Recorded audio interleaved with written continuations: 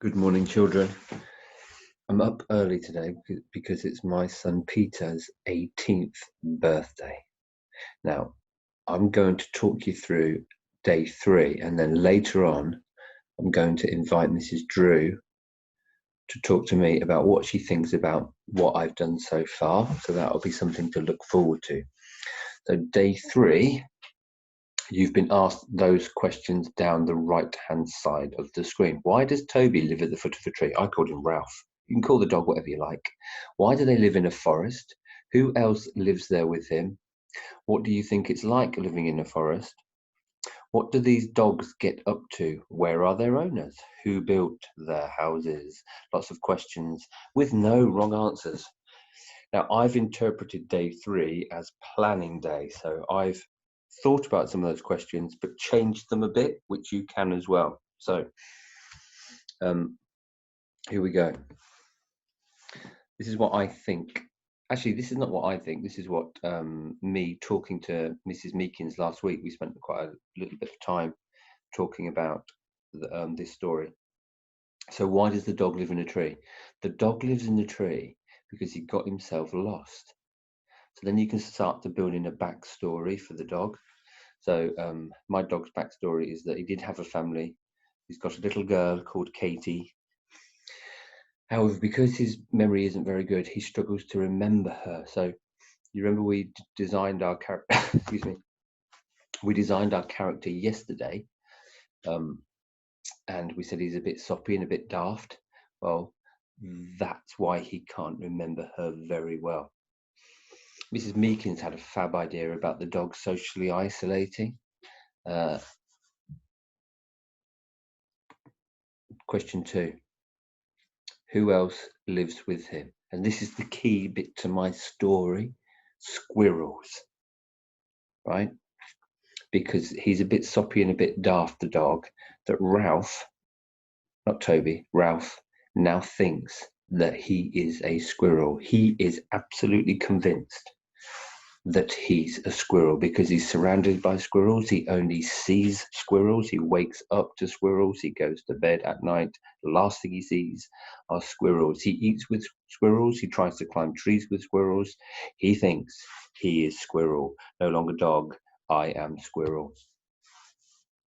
What does he get up to? Well, like I've just said, he does everything that squirrels do, except the secret to the story as well is he does it all very, very badly. Now, I want you to think about a film that you probably have all seen where I have kind of stolen this idea from.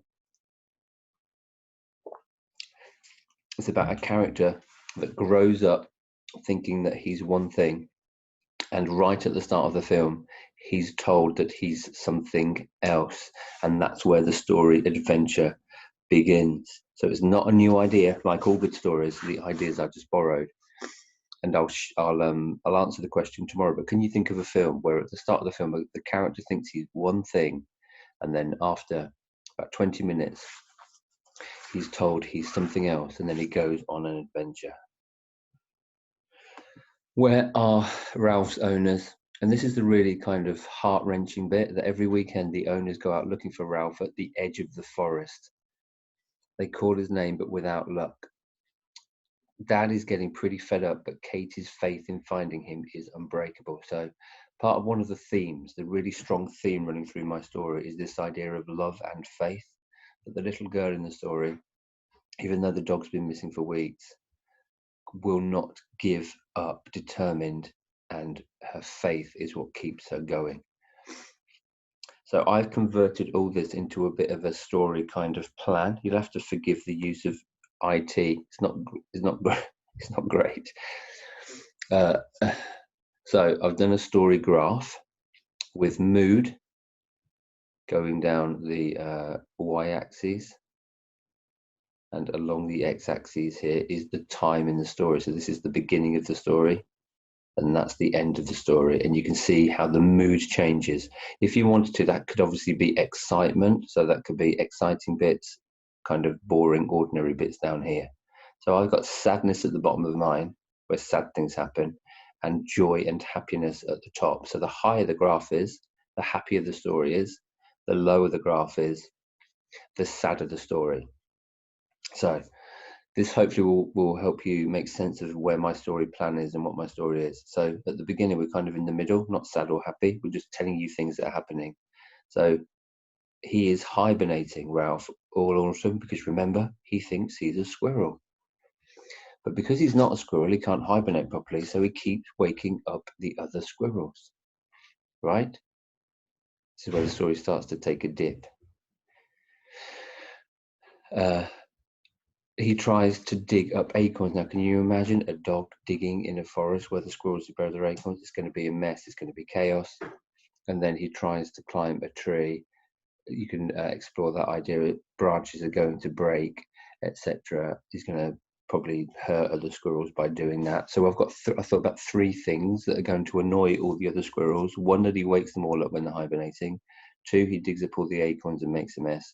3, he tries to climb a tree, break the tree, etc.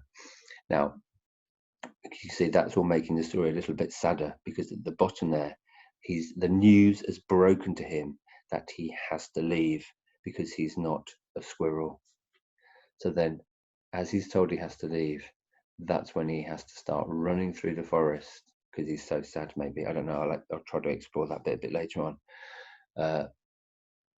And at the end here, the joy is he finds out he's a dog, because on the edge of the forest is Katie, who he suddenly remembers as his owner. You can imagine at the end, him leaping all over her, that big soppy dog. And that's the end of my story. So it takes us on the journey of down to the deepest part of sadness, back up to absolute joy at the end, where he remembers he's a dog and he finds his owner. All this bit here is going to be sad, but it's also going to be silly and a little bit funny, because you can really explore how all those things impact on all the little troop of, I don't know for sure that's the collective noun for squirrels, a troop, but I'll find that out. All those bits are going to be quite funny because it's all going to be silly, and if it was in a film, it'd be all slapstick and lots of sort of accidents happening and things like that. Anyway, I'm going to share this with Mrs. Drew later on. I'll put the 2 videos together, and this is your day 3 work. Hopefully Mrs. Drew will come up with some other ideas about what your story could be about. You can copy mine, of course you can. But yeah, so we'll see how that goes. Have a great day.